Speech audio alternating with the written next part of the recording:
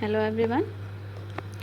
Next topic जो है that is speed control of DC series motor.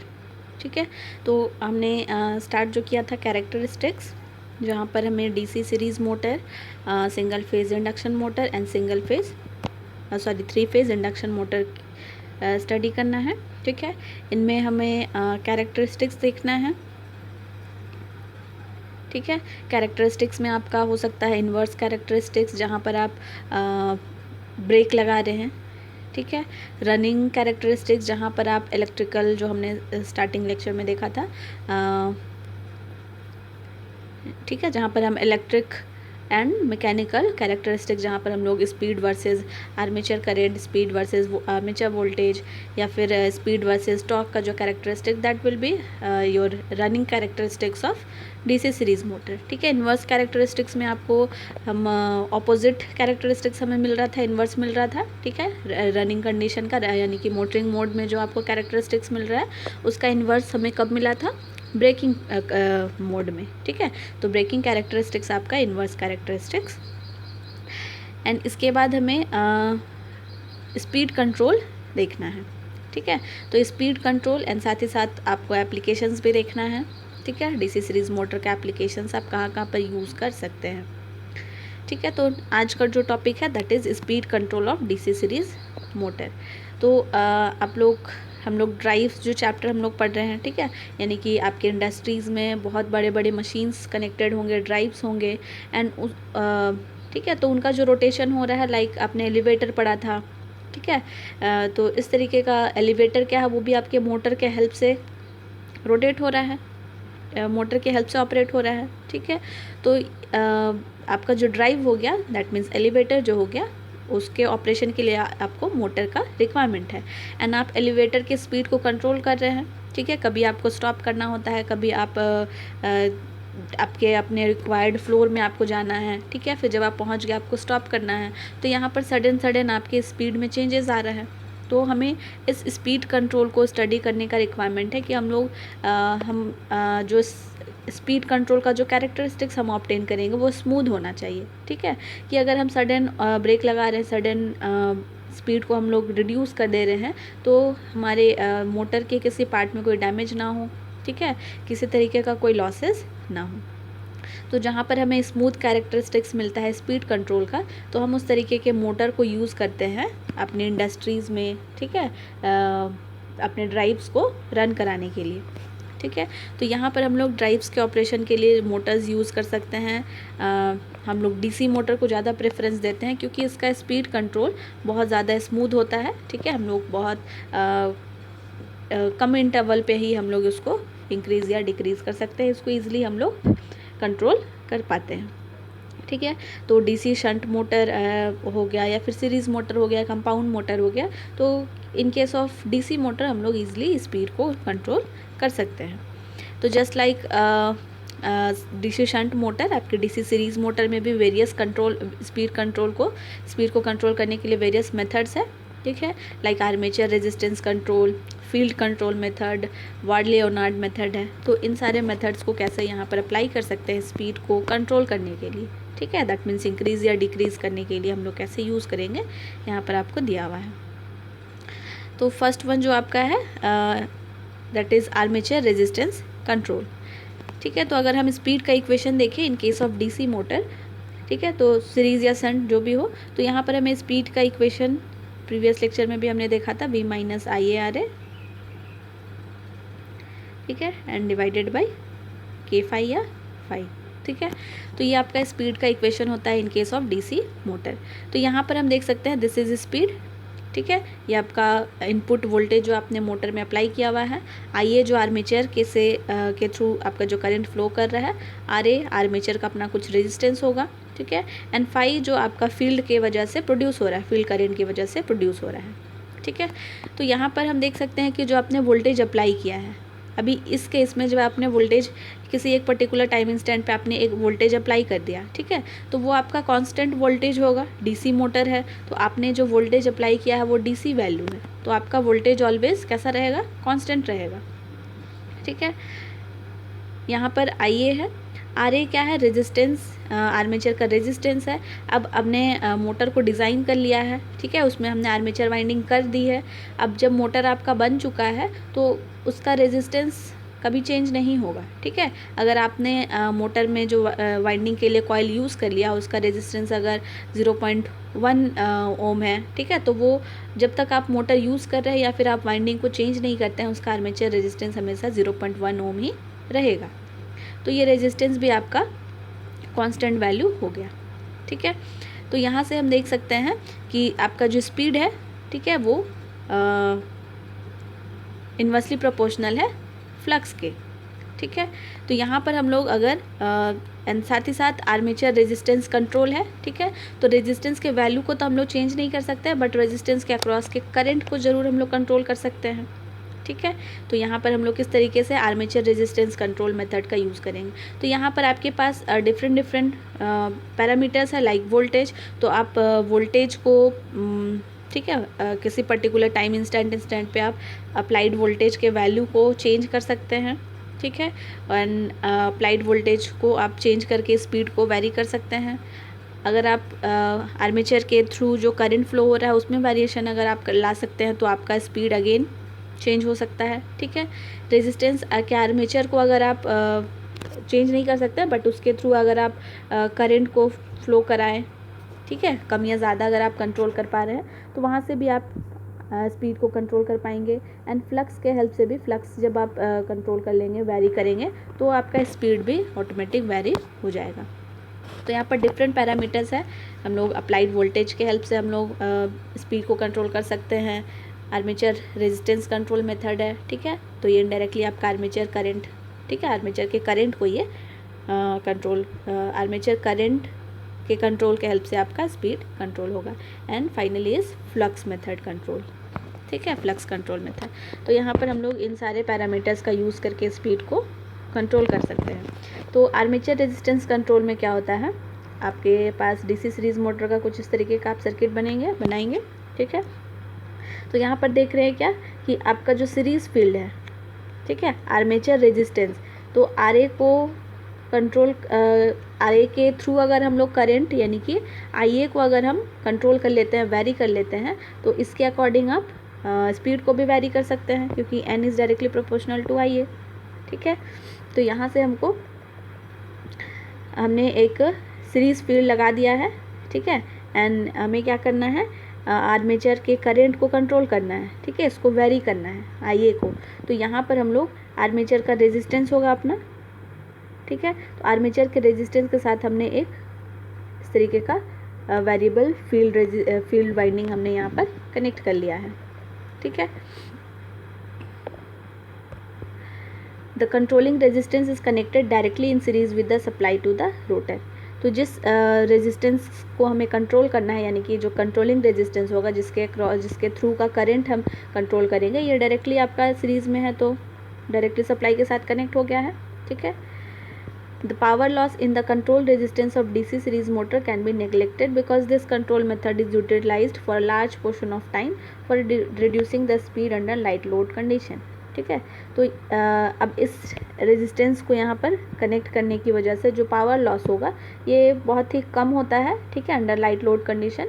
तो इसको हम लोग नेग्लेक्ट कर सकते हैं पावर लॉस को, ठीक है, एंड इसको हम लोग एफिशिएंटली स्पीड कंट्रोल के लिए यूटिलाइज कर सकते हैं। This method of speed control is most economical, ठीक है, and this method of speed control is employed for DC series motor driving, like driving cranes, host and trains. तो इस तरीके का हम लोग यहाँ पर आर्मेचर रेजिस्टेंस कंट्रोल मेथड हम लोग अप्लाई कर सकते हैं for controlling the speed of the motor, ठीक है। तो यहाँ पर क्या होगा कि आपका एक कुछ इस तरीके का कनेक्शन है, ठीक है। तो यहाँ पर आपको दिख रहा है कि ये इस तरीके का एक वैरिएक लगा हुआ है, ठीक है। तो इस वैरिएक के हेल्प से आप क्या करेंगे कि नंबर ऑफ़ टर्न्स आप सेलेक्ट कर पाएंगे सीरीज़ फील्ड का, ठीक है। तो नंबर ऑफ़ सीरीज़ फील्ड जितना ज़्यादा होगा, ठीक है, यानी कि नंबर ऑफ़ टर्न्स जितना ज़्यादा होगा तो फ्लक्स उतना ज़्यादा प्रोड्यूस होगा, ठीक है। एंड फ्लक्स जितना ज़्यादा प्रोड्यूस होगा आपका करंट भी उतना ही ज़्यादा फ्लो होगा। तो फील्ड के अक्रॉस का जो करंट होगा, फील्ड के थ्रू जो करंट फ्लो हो रहा है वही आर्मेचर करंट भी है, ठीक है। तो जितना ज़्यादा फ्लक्स आप यहाँ पर प्रोड्यूस करेंगे, करंट का वैल्यू उतना ही ज़्यादा होगा, एंड करंट का वैल्यू जितना ज़्यादा होगा आपके रोटर का जो स्पीड होगा वो भी उतना ही ज़्यादा होगा। ठीक है, तो यहाँ पर हम देख पाए कि आर्मेचर करंट जितना ज़्यादा होगा आपका स्पीड भी इंक्रीज़ करेगा। ठीक है, एंड ये आई ए इंक्रीज़ किसके वजह से हुआ? फ्लक्स के वजह से हुआ। ठीक है, एंड फ्लक्स ज़्यादा किसके वजह से हुआ? क्योंकि हमने नंबर ऑफ़ टर्न ज़्यादा सेलेक्ट किए हैं। ठीक है, अगर हम number of turns come select करते हैं, ठीक है, अगर हम सपोज़ आपके यहाँ पर देख पाएंगे तो 4th पॉइंट पे कनेक्टेड है। सपोज़ अगर हमने सिर्फ 2nd पॉइंट तक ही कनेक्ट किया, ठीक है, इस एरो को अगर हम 2nd पॉइंट पे कनेक्ट कर दें, यहाँ से कनेक्ट हो गया, तो भी आपका नंबर ऑफ़ टर्न सिर्फ 2 ही रह गया। तो नंबर ऑफ़ टर्न जब आपका 2 हो गया तो यहाँ पे फील्ड यानी कि फ्लक्स जो होगा वो पहले के कंपैरिजन में कम प्रोड्यूस होगा, एंड फ्लक्स जब कम होगा तो करंट भी, ठीक है, आइए बोल सकते हैं, तो ये करंट भी आपका कम फ्लो होगा थ्रू आर्मेचर। ठीक है, एंड यहाँ पर जब आर्मेचर करंट आपका डिक्रीज़ कर गया तो स्पीड भी आपका क्या हो जाएगा? डिक्रीज़ हो जाएगा। ठीक है, तो यहाँ पर हम लोग आर्मेचर के रेजिस्टेंस के हेल्प से, ठीक है, यानी कि हमने जो यहाँ पर रेजिस्टेंस कनेक्ट किए हैं तो इसके वजह से हम लोग फील्ड का जो वाइंडिंग है इसका भी हम लोग जो नंबर ऑफ़ टर्न्स है इसको सिलेक्ट कर रहे हैं, एज वेल एज आपका इसके वजह से क्या हो जा रहा है? इस रेजिस्टेंस का वैल्यू यानी कि रेजिस्टेंस के अक्रॉस का करंट क्या हो रहा है? अफेक्ट हो रहा है।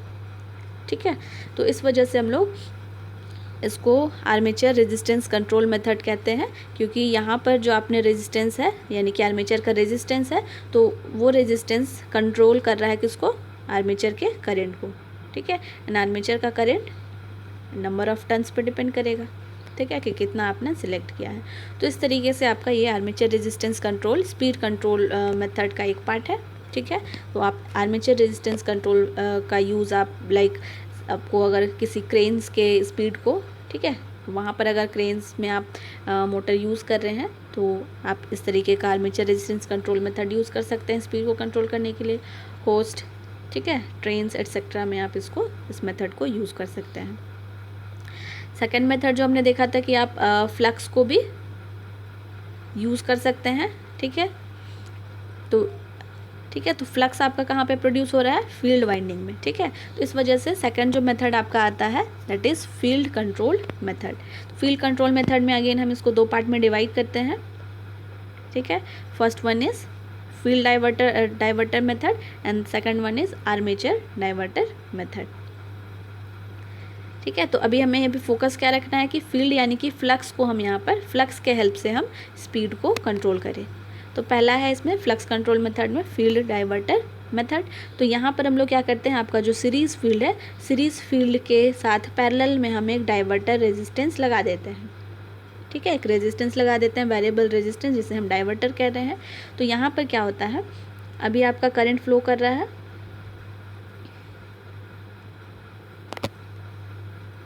ठीक है, यहाँ से आपका करंट फ्लो हो रहा है, आपने सप्लाई दे दिया है करंट का डायरेक्शन। ठीक है, तो हम इसको आई ए मान लेते हैं क्योंकि सपोज ये आई है। ठीक है, अब जैसे ही यहाँ पर पहुँचेगा, ठीक है, तो करंट आपका डिवाइड होगा, सीरीज़ फील्ड में जाएगा, इसको आप आई एस बोल सकते हैं। ठीक है, एंड करंट आपका इस पाथ में भी डिवाइड होगा। ठीक है, यहाँ से डाइवर्टिंग करंट फ्लो होने लगा आई डी। तो पहले के केस में क्या था कि जितना सीरीज़ करंट था वही आपका सेम आर्मेचर में जा रहा था, यानी कि I S is equals to I A था। बट यहाँ पर हमने क्या कर लिया कि सीरीज़ फील्ड के अक्रॉस हमने एक डाइवर्टर यूज़ कर दिया जहाँ पर करंट का डिवीज़न हो जा रहा है। ठीक है, एंड जब करंट का डिवीज़न हो जा रहा है, ठीक है, तो यहाँ पर आपका सीरीज़ फील्ड से जो करंट पहले के कंपैरिजन में जो जा रहा था वो अब डिक्रीज़ हो गया। ठीक है, सीरीज़ फील्ड का जो करंट था वो अब डिक्रीज़ हो गया, एंड जैसे ही फील्ड का करंट डिक्रीज़ होगा तो ये डायरेक्टली प्रोपोर्शनल होता है फ्लक्स के। ठीक है, करंट फील्ड का करंट प्रोपोर्शनल होता है प्रोड्यूस्ड फ्लक्स के। तो जैसे ही आपका सीरीज़ फील्ड का करंट डिक्रीज़ हो गया, ठीक है, क्योंकि जो पहले का करंट था वो अब डिवाइड हो जा रहा है।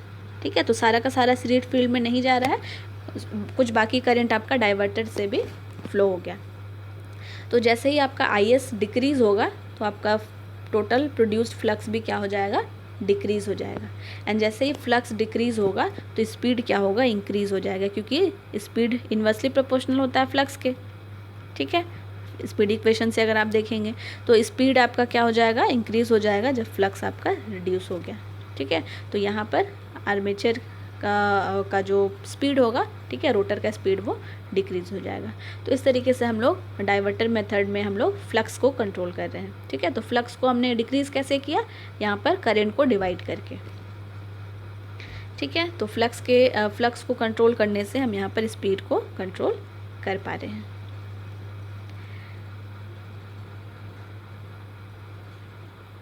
ठीक है, and second one is under field control method, that is armature diverter method.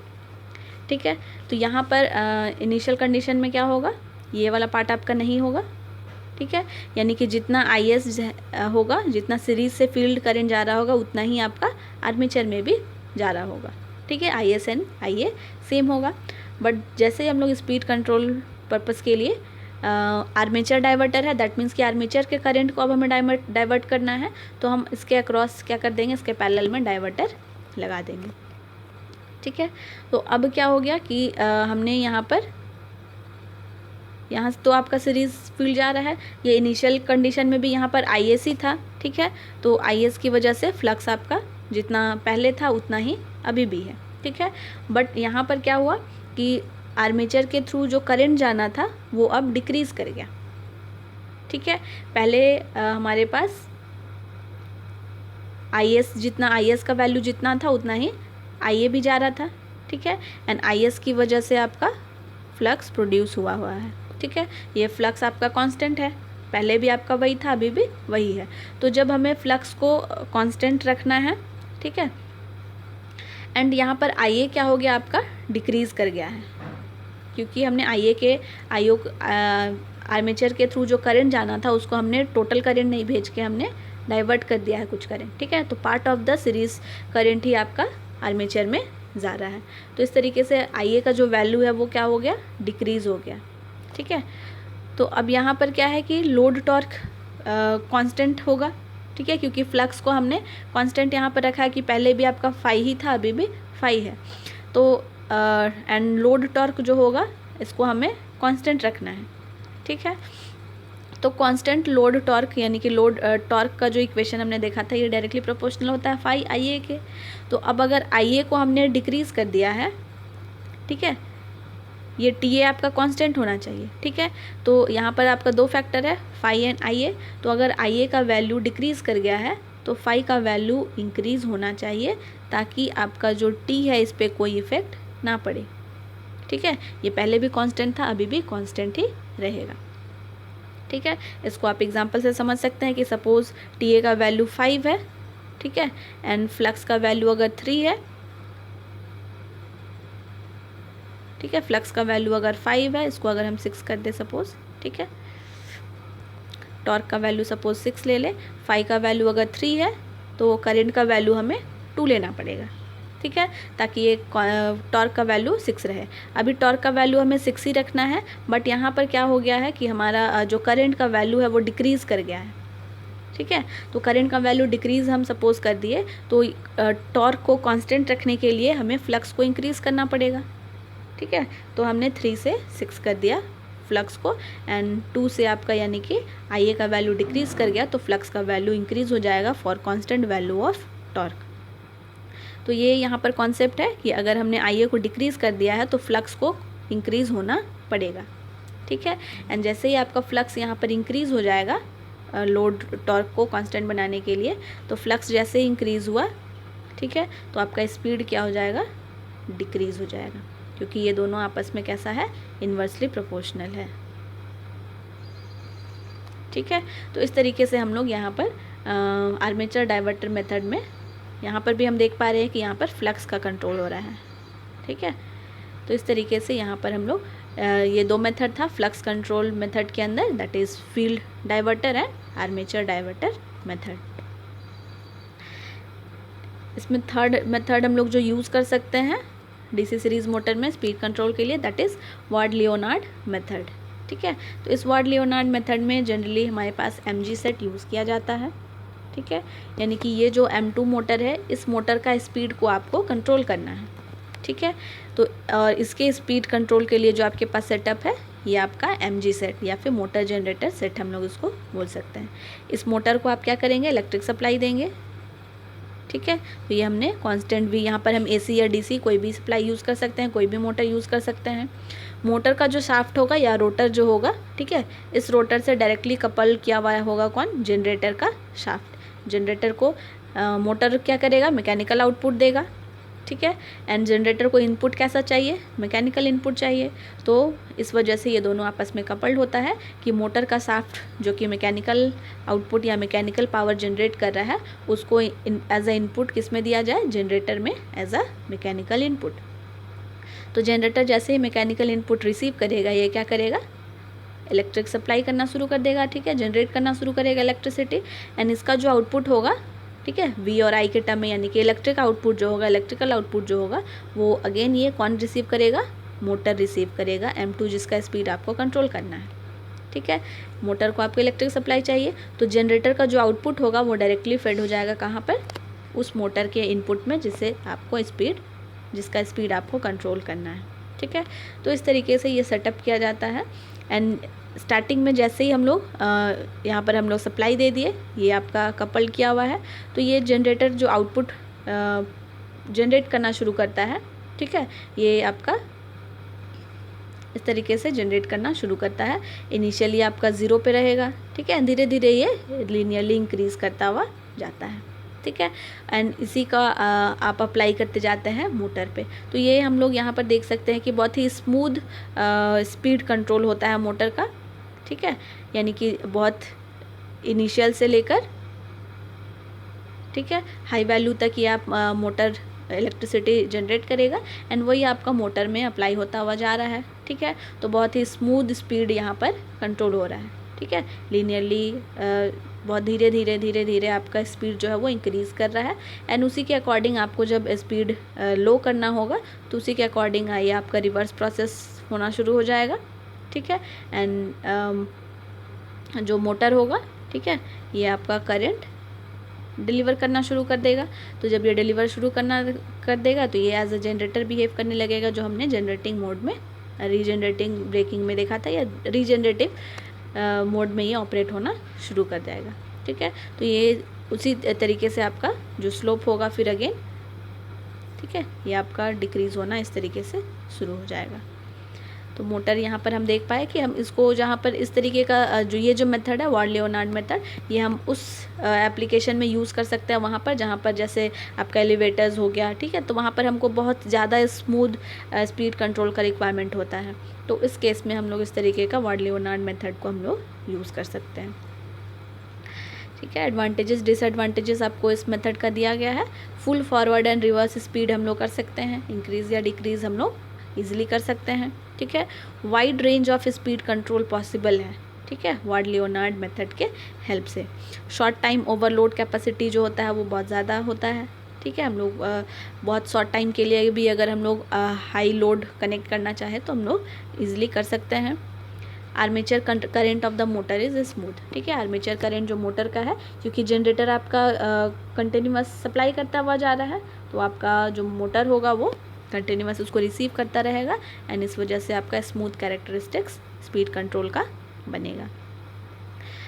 Disadvantages की बात करें तो इनिशियल कॉस्ट बहुत ज़्यादा होता है, क्योंकि नंबर ऑफ़ मशीन्स यहाँ पर आप बहुत ज़्यादा यूज़ कर रहे हैं, ठीक है।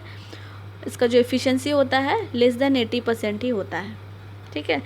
बट आपको अगर किसी मोटर को या किसी मशीन, इलेक्ट्रिकल मशीन को आप यूज़ करते हैं तो इसका एफिशिएंसी मोर देन 80 और 85% होना चाहिए, ठीक है।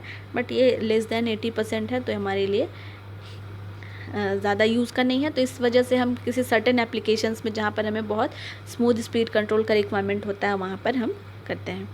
Costly foundation and large amount of space is required, ठीक है। MG सेटअप करने के लिए आपको बहुत ज़्यादा स्पेस का रिक्वायरमेंट होता है। ड्राइव प्रोड्यूसेस नॉइज़, ठीक है, यहाँ पर मल्टीपल रोटेटिंग मशीन्स है जो कि बहुत ज़्यादा आपको नॉइज़ प्रोड्यूस करके देगा। इट रिक्वायर्स फ्रीक्वेंट मेंटेनेंस, ठीक है। एंड इसके वजह से आपका रोटेटिंग पार्ट्स है हर एक मशीन्स में, हर एक पार्ट में, तो रोटेटिंग डिवाइस आपका ज़्यादा मेंटेनेंस रिक्वायरमेंट होता है उसको। तो इस वजह से हम लोग इसको बहुत ज़्यादा यूज़ नहीं भी करते हैं, but at the same time बहुत रेयर एप्लीकेशंस में जहाँ पर बहुत ज़्यादा स्मूथ स्पीड कंट्रोल का रिक्वायरमेंट हो उस जगह पर हम लोग इसका यूज़ करते हैं। ठीक है, तो ये था हमारा speed control of DC series motor. Okay, thank you everyone.